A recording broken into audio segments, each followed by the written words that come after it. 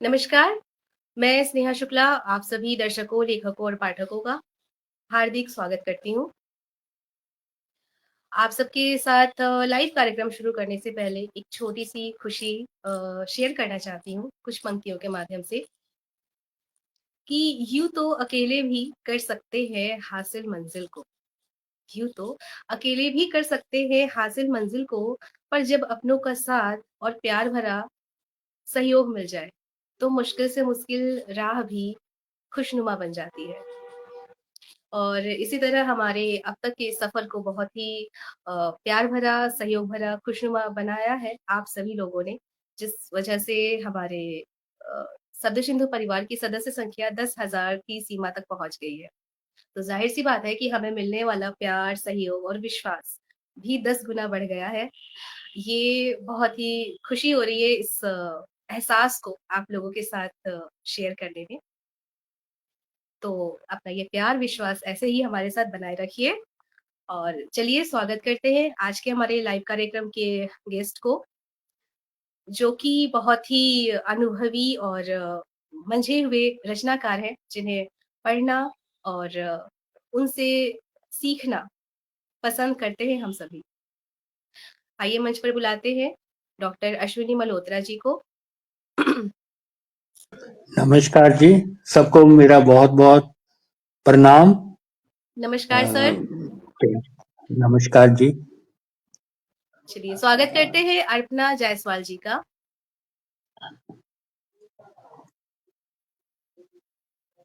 नमस्ते, आप सभी को बहुत-बहुत धन्यवाद। नमस्कार मैम। नमस्कार। कैसे हैं आप लोग? बहुत अच्छे। सबसे पहले तो आप सभी को हम सभी को शब्द सिंधु परिवार के सभी लोगों को 10,000 सदस्यों की संख्या होने के लिए बहुत-बहुत बधाई। धन्यवाद। ये बधाई हम सबके लिए एक्चुअली, क्योंकि जितने भी जी, लोग हैं परिवार के जुड़े हुए, ये खुशी सबके लिए है। सबके लिए। जी।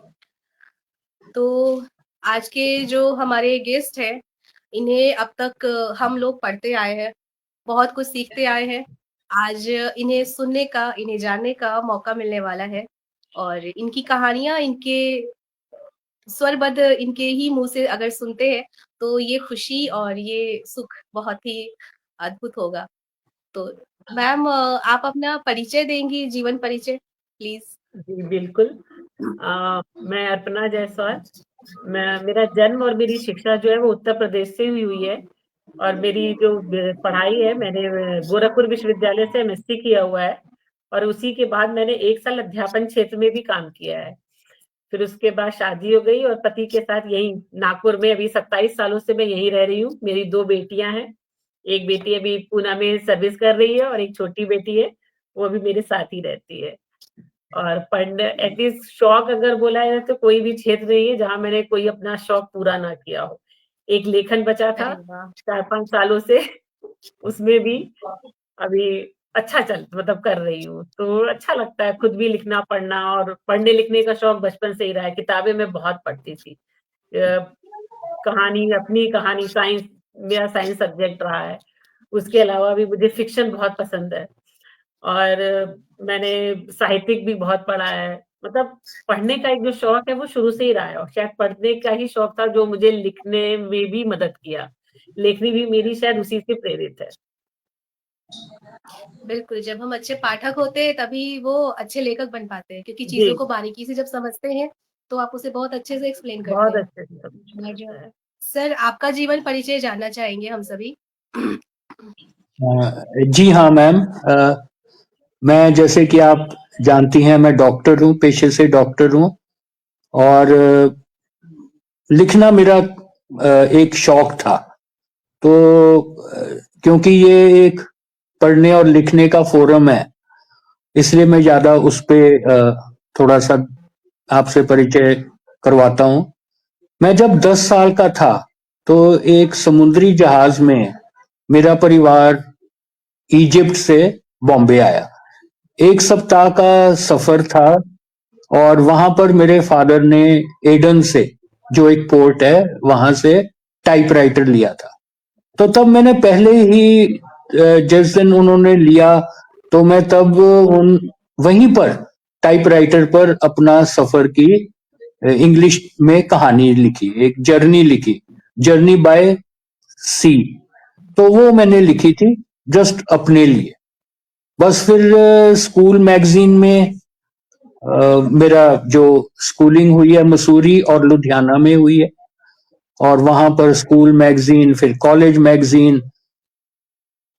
एक बार मेरा परिचय दिल्ली की पालकी मैगजीन से हुआ। पालकी मैगजीन जो एक फिल्मी मैगजीन थी, तो वहां पर मुझे स्टूडेंट रिपोर्टर उन्होंने बनाया, और मैं वहां पर स्टूडेंट की हमारे लुधियाना में एग्रीकल्चर यूनिवर्सिटी है और कॉलेजेस की छुटपुट घटनाओं के बारे में लिखता रहा। फिर पलटा खाया लिखने के शौक ने, और इंग्लिश में लिखना शुरू किया। इंडियन एक्सप्रेस ने तब लुधियाना में ही पहला टैबलॉइड जो फॉर्म है उसमें अपना स्थानीय अखबार निकाला, तो उसके लिए लिखना शुरू किया। फिर हिंदुस्तान टाइम, डेली पोस्ट आदि अखबारों में, और अब मैं दैनिक जागरण के लिए भी लिख रहा हूँ, जो लुधियाना का स्थानीय है। उसमें सिटी जंक्शन नाम से एक कॉलम आता है, तो उसमें मैं लिखता हूँ। लगभग 1.25 साल पहले शब्द सिंधु से मेरा परिचय, ऑनलाइन परिचय हुआ, तो मैंने लिखना शुरू किया। प्यार के अलावा मुझे जो प्रेरणा मिली आप सब एडमिन और पाठकों से, उसने मेरी ऐसी हौसला अफजाई की कि मैंने अपनी एकल पुस्तक छपवा ली, जिसका नाम है एक डॉक्टर की कलम से, और वो अमेज़न और फ्लिपकार्ट जैसे फोरम पे अवेलेबल है। तो डॉक्टरी के साथ ये लिखने की भी जर्नी चलती रहेगी, जीवन सफर चलता रहेगा जब तक आखिरी सांस तक, उम्मीद है। तो बहुत बाकी अच्छा जीवन डॉक्टरी सफर का आपका ये है। है कि हाँ, जी सर। डॉक्टरी की मैं एक एमबीबीएस डॉक्टर हूँ, पर मैंने डिप्लोमा मातृ और शिशु के ऊपर किया है, और मेडिको लीगल सर्विसेज। तो मेरी कहानी बस वो उसी के ऊपर बेस्ड है, अपने अनुभवों पे। ये है मेरा संक्षिप्त जीवन परिचय। श्रीमती जी का पिछले साल देहांत हो गया था। 2 बेटियां, दोनों शादीशुदा हैं, और अभी मैं आगरा में अपनी बड़ी बेटी के पास आया हूँ। ये है जी, छोटा सा। बहुत अच्छा लगा आपका जीवन सफर सुन के सर। और कह सकते हैं कि एक डॉक्टर के मन में एक रचनाकार रहता था, जो समय-समय पे आपको मौका मिलता गया और आपने अपनी लेखनी का जो उसके प्रति जो प्यार है, उसको बरकरार रखा। जी। जी। तो चलिए अर्चना मैम से एक क्वेश्चन करना चाहूँगी मैं, कि मैम एक रचनाकार के तौर पे कौन से ऐसे गुण हैं जो होने चाहिए अ, उनमें, जो निखार सके उनकी लेखनी को या व्यक्तित्व को? क्या कहेंगे आप? मेरे हिसाब से आपको पहले तो आपको अपने अगल-बगल क्या घट रहा है, आपको कहते हैं ना चौकन्ना रहना पड़ता है कि आपको देखना अगर आप कुछ भी देख रहे हो, तो आप देखिए हो रहा है तो क्यों हो रहा है? आपको समझना पड़ेगा उस चीज़ को। सामाजिक विषय जो भी होते हैं, वो हमको तभी मिलते हैं जब हम अपने अगल-बगल सब देखते हैं। अगर कुछ गलत हो रहा है तो आप उसको देखिए, सिर्फ देखिए मत, आप उसपे रिएक्ट भी करिए। अगर आपको लगता है कि आप गलत है हो रहा है, आप उसपे कुछ कर सकते हैं, तो आप उसको समझाइए। नहीं, आप सामने से नहीं बोल सकते। बहुत कुछ होता है कि लोगों को नहीं पसंद आता है कि आप हमारे मामले में मत बोलिए। तो ठीक है, आप अपनी लेखनी से उसको समझाइए। ऐसे आप एक को बता रहे हैं, सामने आप उसको समझा रहे हैं, लेकिन अगर आप लिख के वही चीज़ समझा रहे हो, तो ये चीज़ बहुत लोगों तक पहुँचती है। और आपको जो भी आप लिख रहे हो, चाहे हिंदी में लिखो, चाहे इंग्लिश में, आपकी उसपे पकड़ होनी चाहिए, आपको लैंग्वेज पे पकड़ होनी चाहिए। शब्दों का सही इस्तेमाल कैसे करना है, वो आपको आना चाहिए। कभी-कभी शब्दों का जैसे कहते हैं ना की और की में बहुत फ़र्क होता है, वो आपने गलत लिख दिया, हिंदी में तो बहुत होता है। तो आपकी भाषा पे पकड़ बहुत अच्छी होनी चाहिए। दूसरा ये है कि आप जो भी लिखें, दिल से लिखें। बहुत कहते हैं ना कभी-कभी बहुत ज़्यादा दिमाग से अगर आप लिखते हैं ना, तो वो चीज़ें कहते हैं ना सिर्फ़ पता चल जाता है नकली है। आप प्रेरणा पा मतलब कुछ कहते हैं ना आप दूसरों से अपेक्षा रख रहे हैं। अगर आप वही चीज़ दिल से लिखेंगे ना, आपके जो दिल में आ रहा है वो आप लिखिए। बिना सोचे-समझे कभी-कभी बिना सोचे समझे लिखना भी बहुत अच्छा होता है।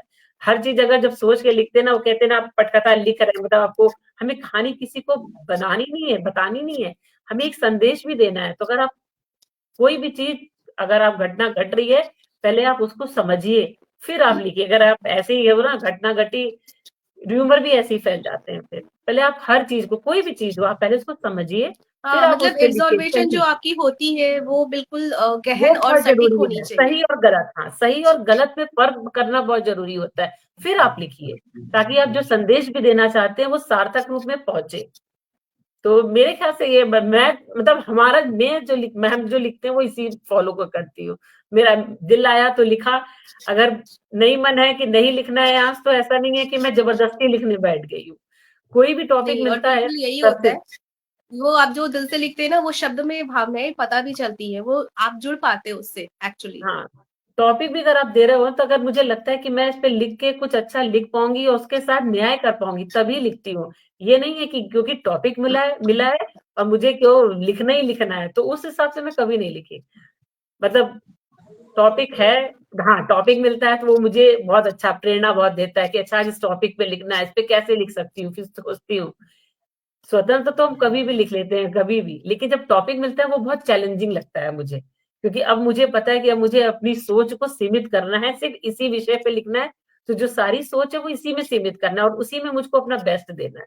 तो मुझे वो खुद टॉपिक के लिए एक मिलता है तो बड़ा चैलेंज मजा होता है, आता तो है। खुद को हाँ, बूस्ट करने में वो मज़ा आता हाँ, है कि हाँ, इसके अंदर हमें अपनी जितनी हाँ। ज्ञान, जितना अपना नॉलेज है, वो सब सब डाल देना है। लगा, हाँ, फ्री होके लिखने में जी, अच्छा लगता है कि आपका आज मेरा ये मूड है, मैंने लिखा, वो भी लिखे। लेकिन जब मिल जाता है टॉपिक ना, तो फिर मजा आ जाता है। मज़ा आता है। बिल्कुल। सर आपसे जानना चाहेंगे कि जो लेखन की शैली है, सबकी अपनी-अपनी चॉइस होती है। आपको क्या पसंद है लिखना? कविताएँ, गज़ल, कहानी? नहीं, कहानी। अंग्रेजी में मैं ज्यादा पोइम्स लिखता हूँ, लेकिन उसमें भी कहानियां लिखता हूँ। लेकिन हिंदी में मुझे कहानी लिखना पसंद है, जो किसी न किसी रूप में जीवन का यथार्थ भी है, जो हमारे आसपास घट रहा है, जो कुछ मेरे साथ भी घटा। मैंने अपने 44 साल के कैरियर में जो प्रोफेशन में देखा, हॉस्पिटल में, गांव में, जेल की ड्यूटी में, और वगैरह वगैरह। तो अभी रिटायरमेंट के बाद मैंने एक कैंसर हॉस्पिटल में भी काम किया, तो वहां के अनुभव पे भी लिखना मैं लिख चुका हूँ। और जैसे इस साल भी कुछ लिखूंगा। 4 फरवरी को वर्ल्ड कैंसर डे आ रहा है, तो उस पे कुछ लिखूंगा, क्योंकि ये मेरे बहुत दिल के करीब है कि अभी तक इस बीमारी का कोई पक्का इलाज नहीं मिला। तो ये जिसके लिए भी होती है, बहुत दर्दनाक होती है। और बस यही है मेरा, और साधारण और शैली। आप अ, बिल्कुल, आपकी हाँ कहानियों में जी। ना वो दिखता भी है कि जो आपके निजी अनुभव है, जो संस्मरण है, जो घटनाएँ होती है ना आपके आस-पास, उनका वो दिखता भी जी। है असर, कि वो कहीं न कहीं ऐसा फ़ील होता है कि आपने इसको महसूस किया है, जिसे आपने अपनी रचनाओं में डाला है। जी। और एक चीज और है कि भाई मैं ये चाहता हूँ कि उससे कोई किसी को सीख मिले, कुछ उससे अनुभव करे, और बिल्कुल, उसका किसी पाठक को फायदा हो। तो ये सबसे है। ज़रूरी बात होती है। हाँ अगर ऐसा जी। हो जाए तो फिर समझिए लेखन सफल है। तो मैम हाँ, ये तो है ये।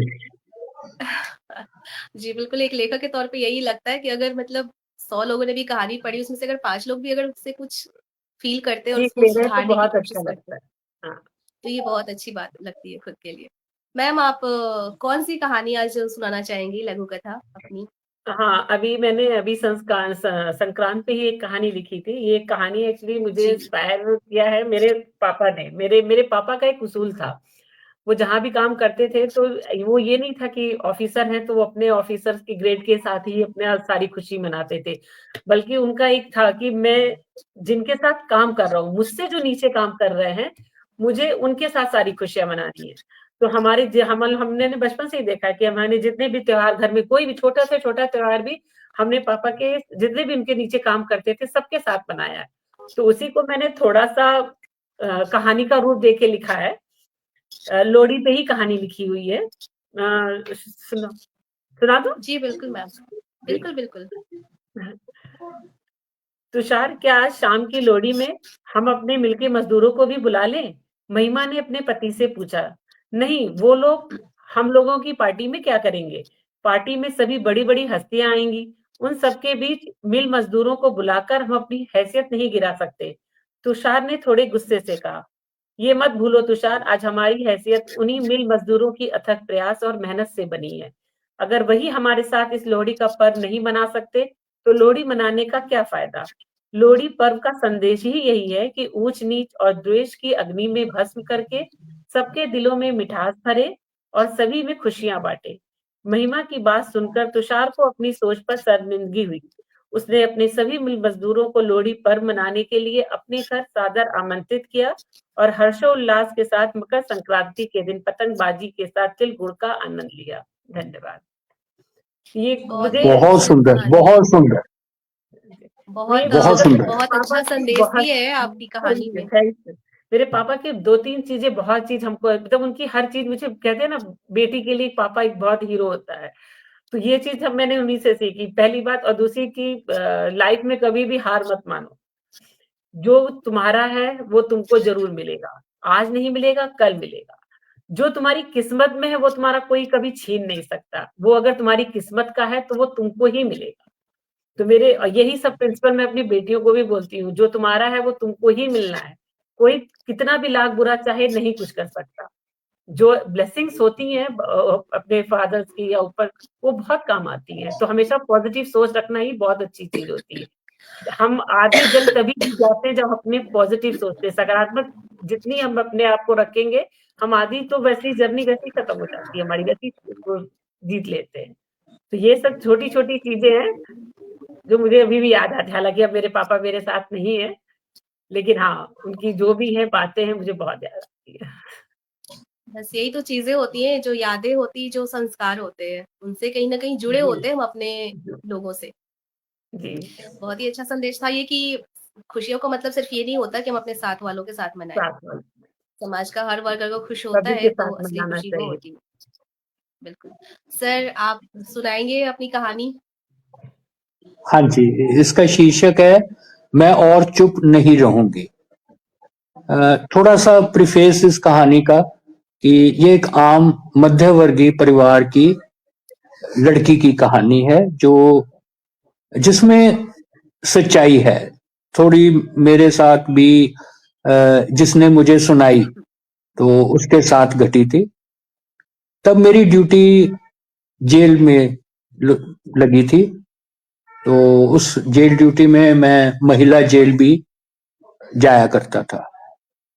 तो वहां की जो एक कैदी थी, उसने ये मुझे बताई थी। जब बातों बातों में मैंने पूछा कि आपको किस चीज की सजा मिली, तो उसने कहा खून की। तो उसके शब्दों में,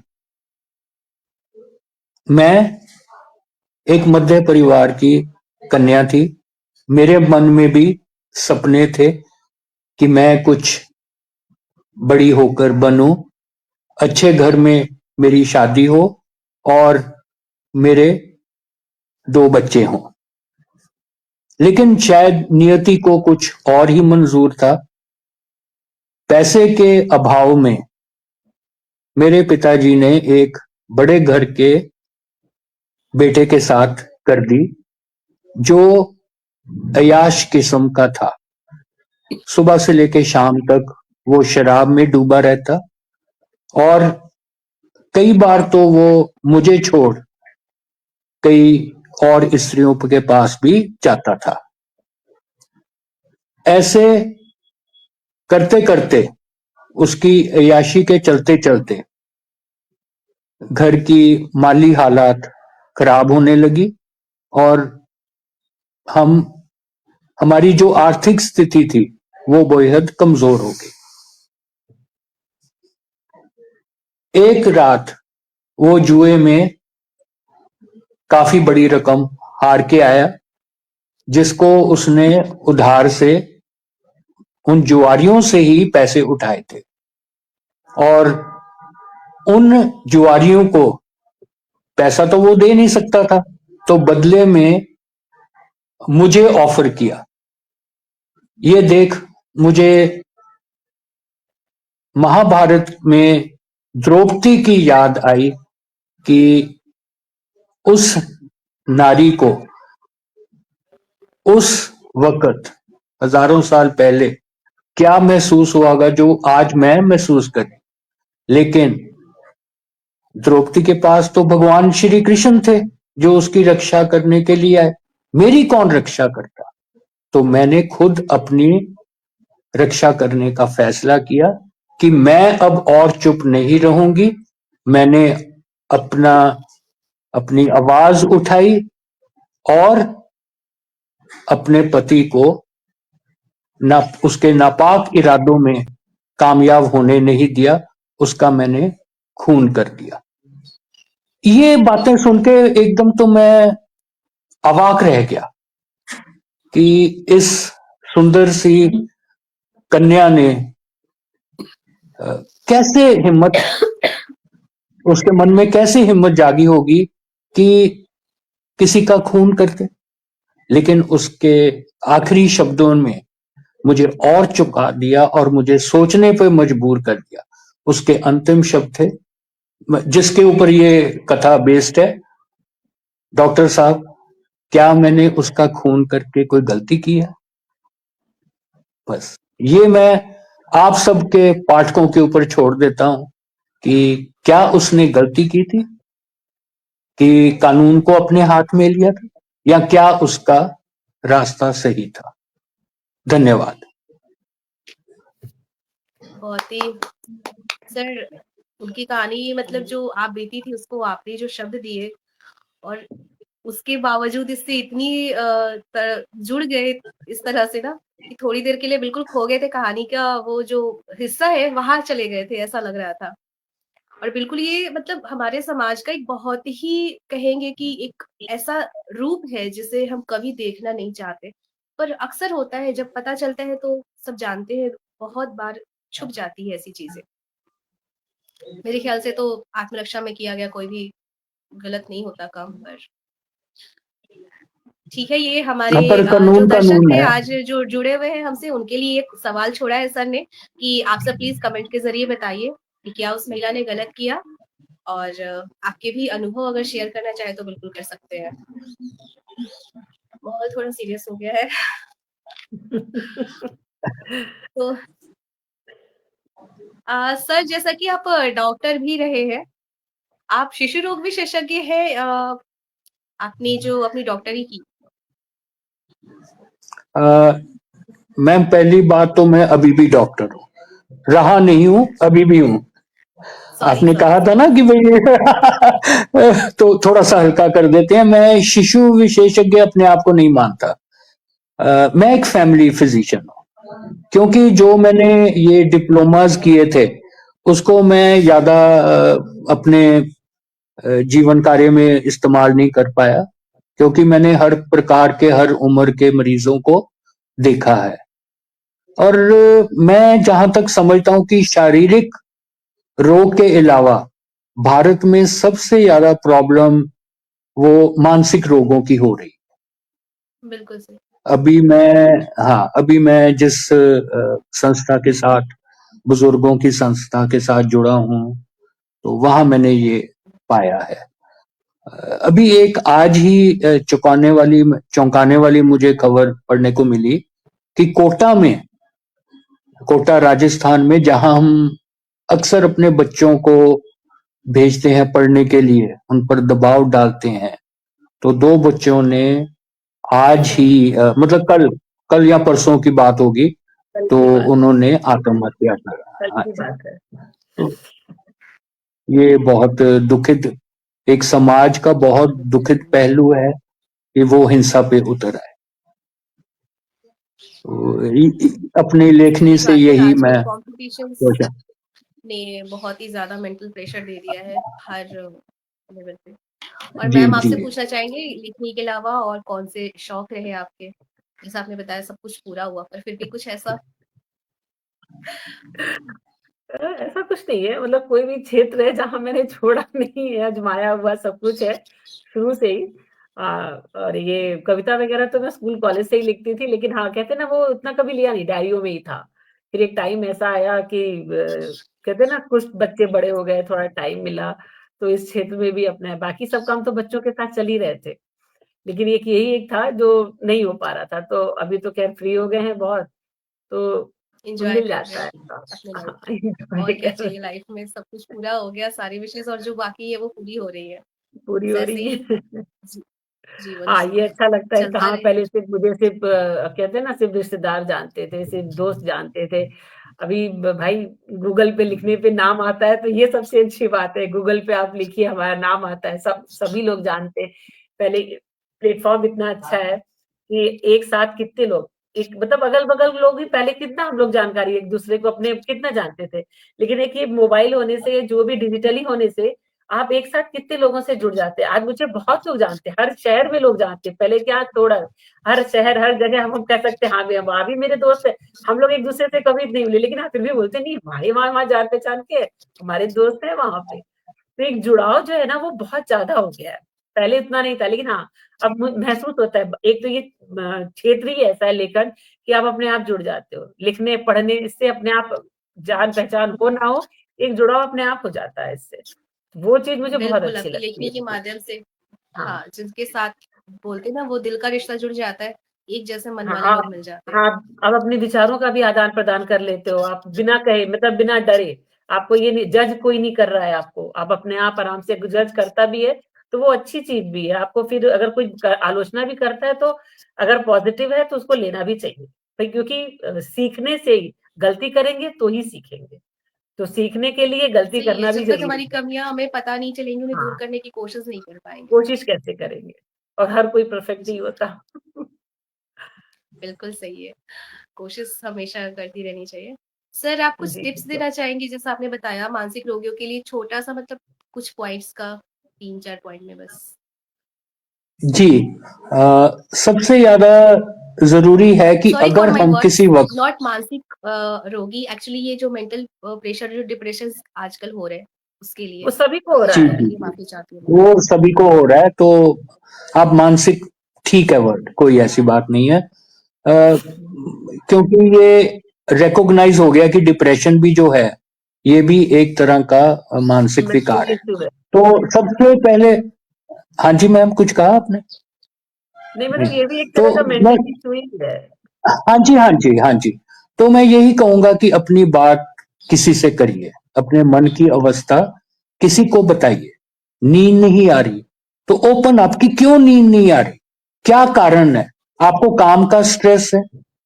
अ, आपको अपने पति या पत्नी से प्रॉब्लम है, माँ-बाप से प्रॉब्लम है। अब उन बच्चों के ऊपर बहुत स्ट्रेस था। हम जो मैंने अभी ज़िक्र किया, स्टूडेंट को बहुत स्ट्रेस था। हो सकता है उनमें से कोई लेखक बनना चाहता हो, कोई जर्नलिस्ट बनना चाहता हो और उसको माँ-बाप जबरदस्ती कह रहे हैं नहीं तू डॉक्टर बन। तो ये चीजें बहुत हैं कि बच्चों की राय भी जाननी जरूरी है। पति पत्नी रिलेशंस में एक दूसरे के साथ बैठकर बात कीजिए, शेयर कीजिए, एक दूसरे से पूछिए आज के कॉलेज का दिन कैसा रहा, आज तुम काम पे गई थी, बैंक में कैसा रहा तुम्हारा दिन, आज ऑफिस में क्या हुआ, बिजनेस कैसा चल रहा है, एक रुचि एक दूसरे से दिखाइए। और सबसे यही कहूंगा कि अगर पॉसिबल हो तो रात का खाना, दिन का एक समय का खाना सब साथ साथ करें और उसमें अपनी खुल की बात, मन की बात खुलकर करें। यही मेरा एक संदेशा है, जी, बिल्कुल सबसे बच्चों के लिए ज़रूरी भी, बात बड़ों है के जो लिए भी। आजकल समय की कमी के कारण या भागदौड़ की ज़िंदगी में हमने बातें करना बहुत ही कम कर दिया है, एक बंद हो गई है अपनों के बीच। बहुत अच्छा लगा आज के लाइव से आप सभी से जुड़ के और आप सभी के जो जीवन अनुभव थे, उनसे बहुत कुछ सीखने को मिला हमें। आपका भी तो बहुत-बहुत शुभ भी बहुत अच्छा लगा। बहुत बहुत दिनों बहुत बाद धन्यवाद। बहुत अच्छा लगा आप लोग से मिलके। बिल्कुल चाहेंगे कि अभी नेक्स्ट भी कभी आप लोगों से ऐसे ही मिलने को मौका मिले और बहुत कुछ सीखने को, जानने को मिले। अगली लाइफ में फिर जी से हाँ, जुड़ेंगे, बड़े कुछ नए एक दूसरे जी से सर। एक दूसरे से सीखने का, एक दूसरे से हम सीखेंगे। आपसे भी मुझे सीखने का बहुत मौका मिलेगा। हम एक दूसरे से सीखें, समझें और जीवन सच में खुशनुमा हो जाए। जी सर, बहुत-बहुत धन्यवाद आप सभी का और हमारे हमसे जुड़े हुए सभी लोगों का भी। आपने हमें सुना, हमें प्रोत्साहित किया। आगे भी अपना साथ यूँ ही बनाए रखिए। अगली जाइब में फिर मिलेंगे कुछ नए रचनाकारों के साथ, कुछ नई उनके जीवन के अनुभव से रूबरू होने के लिए। तब तक के लिए हमें दीजिए इजाज़त। नमस्कार।